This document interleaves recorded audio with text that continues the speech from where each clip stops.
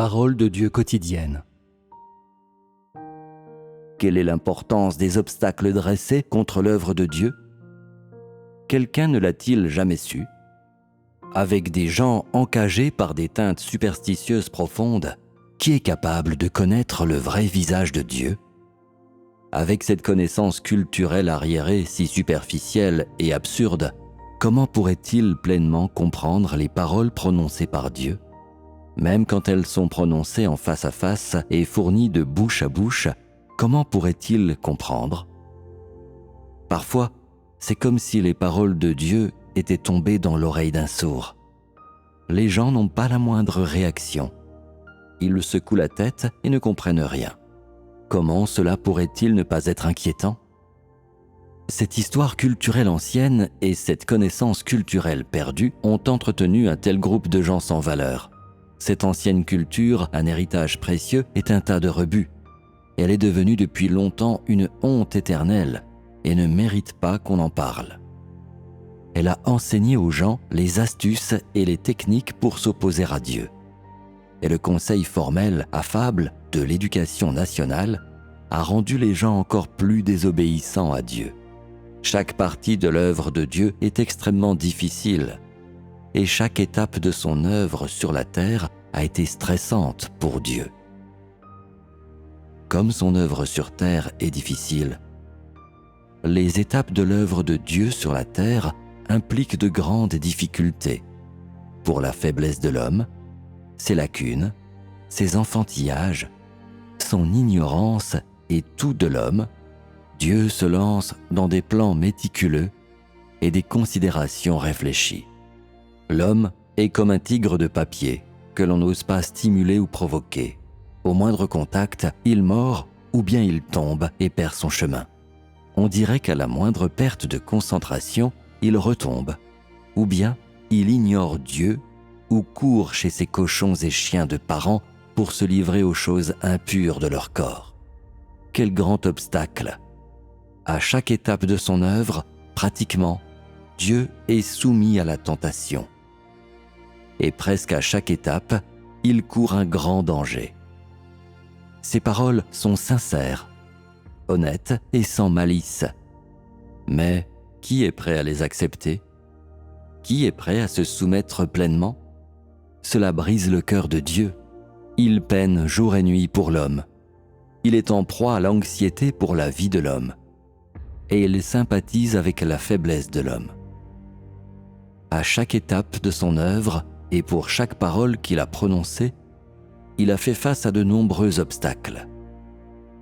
Il est toujours entre le marteau et l'enclume et pense constamment à la faiblesse, la désobéissance, l'enfantillage et la vulnérabilité de l'homme. Jour et nuit, encore et encore. Qui a déjà appris cela?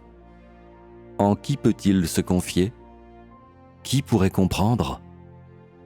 Il déteste toujours les péchés de l'homme et son manque de colonne vertébrale, sa couardise. Il s'inquiète toujours de la vulnérabilité de l'homme et contemple le chemin qui précède l'homme.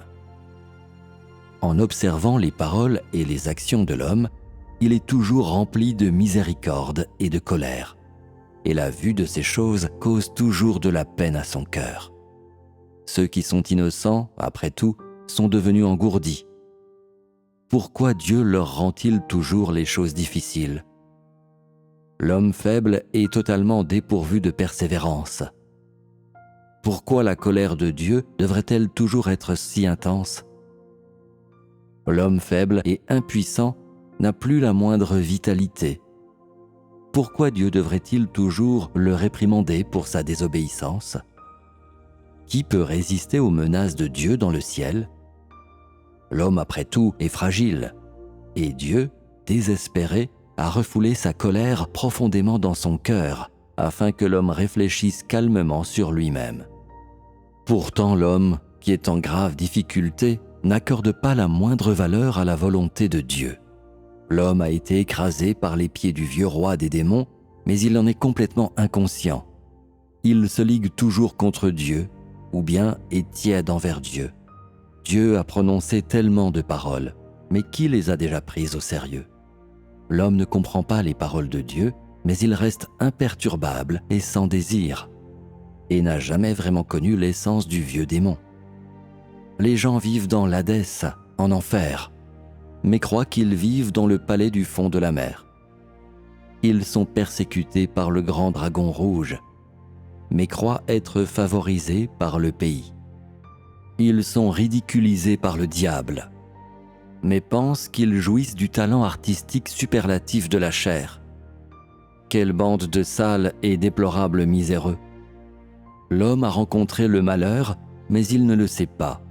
Et, dans cette société de ténèbres, il souffre contretemps après contretemps, mais il n'en a jamais pris conscience.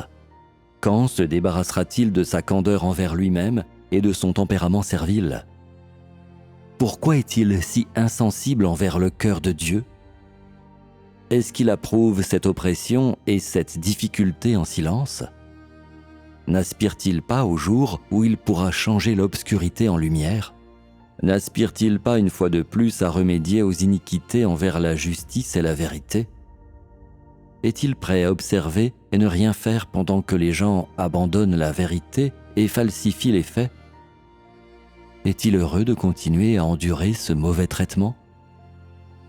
Est-il prêt à être un esclave?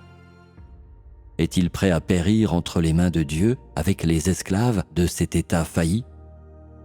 Où est ta détermination? Où est ton ambition? Où est ta dignité? Où est ton intégrité? Où est ta liberté? Es-tu prêt à donner toute ta vie pour le grand dragon rouge, le roi des démons? Es-tu heureux de le laisser te torturer à mort? Le visage de l'abîme est chaotique et sombre, alors que les gens du commun qui souffrent une telle affliction crient vers le ciel et se plaignent à la terre. Quand l'homme pourra-t-il garder la tête haute? L'homme est rachitique et émacié. Comment pourrait-il lutter contre ce démon cruel et tyrannique? Pourquoi ne donne-t-il pas sa vie à Dieu dès qu'il le peut? Pourquoi vacille-t-il encore? Quand pourra-t-il terminer l'œuvre de Dieu?